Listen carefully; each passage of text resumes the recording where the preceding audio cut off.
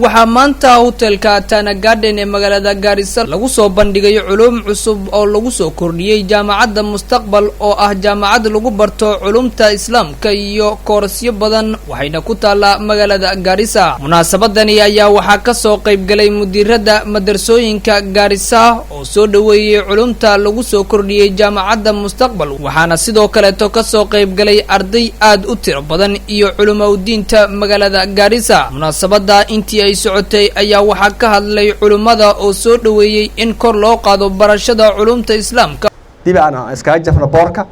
tacliintaana aan ziyaadsano culimada rabbaaniyiinta Ilaahay na siiyay aan ku xiranno miidiyaha iyo arrimihiisa masdaru thiqa ma aha meel uu kalsoo yahay ma wax meeshan ku jiro Google-ki iyo waxa laga dhaxdaa laga baarayo waa wasiilo aan kaalmaysanayno laakiin culimadii aan u baahnayn in cilmiga weydiinayna waaba kuwan arkayso waxa alla waxa u baahataan gabar iyo wiilba culimadiina ku xirma diinta ka qaata akhlaaqdooda barta ixtiraama soo dhaweeya annaga dadka naxbaray khayr Allah siya ku dhinta markaan xasuusano Ilaahay baan u barinaa markaan xasuusano Ilaahay baan u bariyaa kuwana lawaan xushmeynaa waan ixtiraamnaa jazaakumullahu khayran. waxayna intaasi ku dareen in haatan ay fursad u tahay reer Garissa iyo guud ahaan gobolkan waqooyi bari Kenya in ay helaan waxbarasho loo aadi jiray wadamo kale to Soomaalidu waxay dhahaan dheeri ninkii u dhow ayaa dheeftiisa leh dheeri ninkii u dhow ayaa dheeftiisa leh marka waa jaamacadeeni in mataqaanaa aan maadaama fursada ay saarix noqoto in aan ka faa'iideysano waxa weeyaan waa laga maarmaan waa tacaawun cala albirri wa taqwa macallimiintii waa joogaan muxuu ahaa wixii fasalladii iyo wixii loo baahnoo dhan waa muhaya marka annaga ma calayna ilaa an nastafiid ilaa an na'kula هذه اللقمة الصائغة الجاهزة جزاكم الله خيرا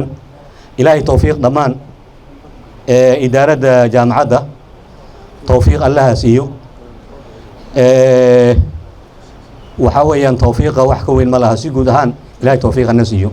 ugu dambeyntii munaasabada ayaa waxaa soo xiray mudiirka jaamacadda Mustaqbal Dr. Ali Tabane Maxamuud oo bulshada iyo waalidiinta ugu baaqay in laga faa'iideysto culumta jaamacadda lagu soo kordhiyay waxauna baaq u diray dadka reer Garissa in ay garab istaagaan jaamacadda ayna ka soo qayb galaan fundraising ay ku qaban doonaan garoonka Garissa Primary waxaana ka soo qayb gali doona governorka Garissa Ali Bunow Qorane. jaamacadda waxay soo kordhisay masters program magister iyo PhD doctora labadaas ma aragtay qaybna way soo kordhisay oo marka ardayga ma aragtay ka baxay jaamacadaha oo ardad badan oo ma aragtay jaamacadaha ka soo baxeen ayaa wadanka joogan dadkaas marka fursadaas ayaan u haynaa inay jaamacadda imaadaan jaamacadda Mustaqbal oo iska qoraan ma aragtay ay uga faa'iideystaan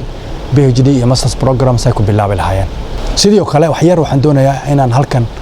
ooga baaqo reer Garissa dhammaan oo ka codsado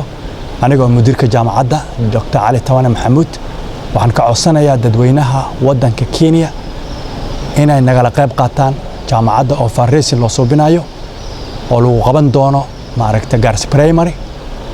taariikh 29 bishan maalin sabti ah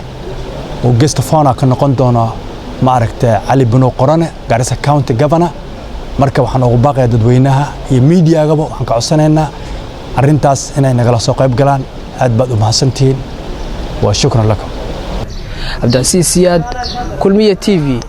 magaalada Garissa.